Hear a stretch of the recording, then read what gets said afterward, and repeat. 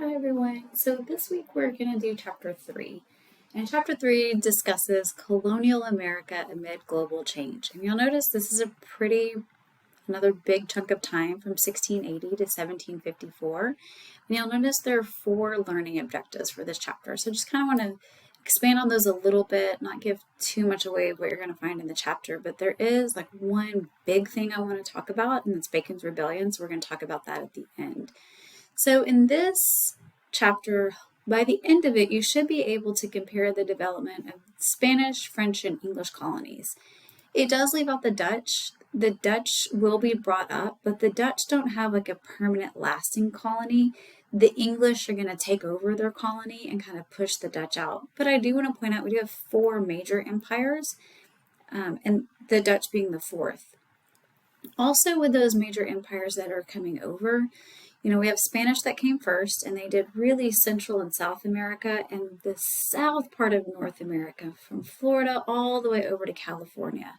They really leave the northeastern coast alone, and that's going to allow the English and the French and the Dutch to come into those areas. But read about what happened on the East Coast. It has something to do with natives and why the Spanish kind of lose their grip in the East. Also, I want to point out, and this will be an exam question, out of those 4 empires and the 3 big ones, who had the best relationship with Native Americans? Now, they do use Native Americans like pawn against each other and kill each other off and fight for territory, but the French are going to have the best relationship with them. And hopefully as you're reading, you'll understand why the French had a better relationship than the Spanish and the English. Spanish tried to enslave the natives. The French don't do that. The English came in and just tried to take over everything. The French don't necessarily do that. They do try to set up trade agreements, and they don't have any really permanent settlements in the beginning. So that's maybe why their relationship was better than the other empires. Also, you're going to analyze the effects of European wars on relations among different groups of European colonists and among diverse Indian nations.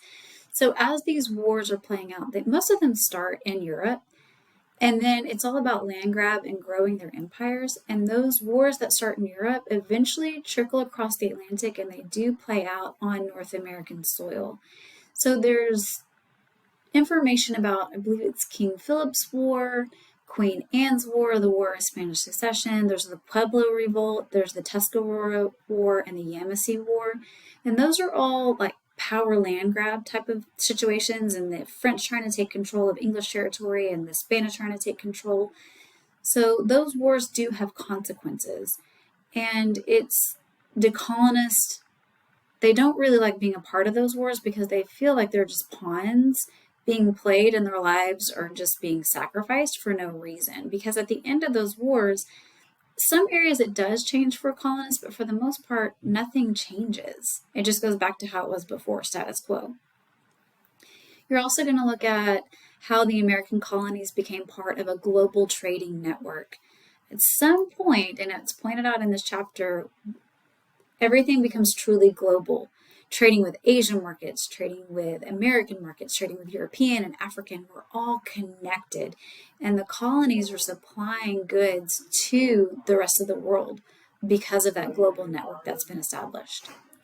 You're also going to describe the changing character of labor in the English colonies, including the expansion of African and Indian slavery.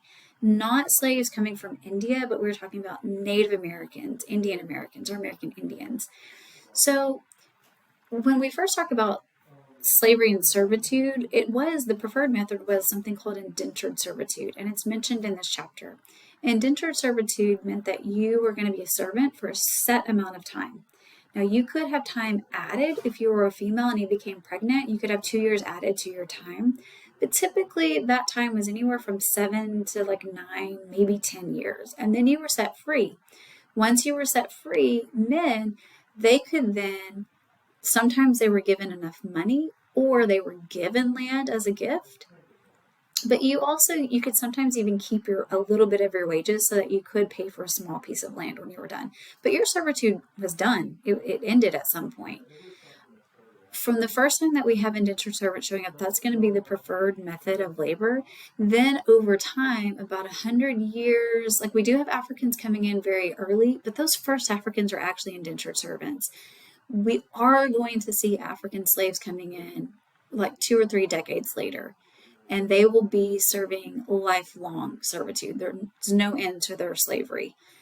So why did that happen? There's a couple of reasons why we're going to move to African slave labor instead of indentured servitude, because the demand for labor was so great.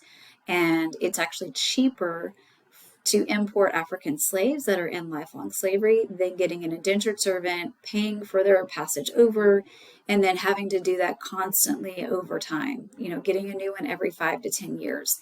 With slavery, your slaves usually live longer than 5 or 10 years, and so in the long run, it's cheaper. Doesn't make it right, doesn't make it okay. It was just more cost effective. And also, they begin to codify slavery in Virginia, and then it spreads to other colonies as well, how we look at human beings from Africa. We don't treat them as humans. We treat them as property. And there's a term used, it's called chattel, and that's based on the Barbados system in the Central America, and we're going to use that same to think of slaves as chattel. Sometimes a good way to remember that is we treat them like cattle. They're just a piece of property, something, a means to an end, right? So that's how slaves are viewed. There is this rebellion that happens, and I just really quickly want to explain that. Bacon's Rebellion. It's against poor whites and the white elite. And with those poor whites, you also have poor blacks, free blacks. And those blacks and whites come together and they're trying to overthrow the elite white wealthy class in Virginia. And they almost succeed at it. And what the wealthy elites learn is we cannot let blacks and whites get together. So this rebellion becomes, at the end of it, it becomes more about race. We're going to separate blacks and whites, not let them come together as a group. And we're also going to make this distinction between black and white so that they can't come together and overthrow the wealthy again. So for the first time in American history, we start to see this very clear distinction between free black people and free white people, how we don't want them coming together for the same cause.